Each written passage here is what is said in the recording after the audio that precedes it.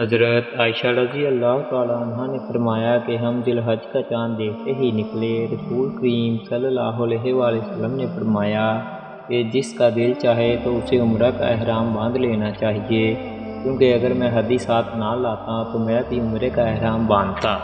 اس پر بعض صحابہ نے عمرہ کا احرام باندھا اور بعض نے حج کا۔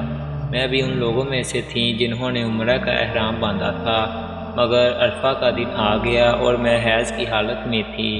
میں نے نبی کریم صلی اللہ علیہ وآلہ وسلم سے اس کے متعلق شکایت کی تو آپ صلی اللہ علیہ وآلہ وسلم نے فرمایا کہ عمرہ چھوڑ اور اپنا سر کھول اور کنگا کر اور حج کا احرام باندھ لے۔ میں نے ایسا ہی کیا، یہاں تک کہ جب حسبہ کی رات آئی تو رسول اللہ صلی اللہ علیہ وآلہ وسلم نے میرے ساتھ میرے بھائی عبد الرحمن بن ابی بکر کو بھیجا۔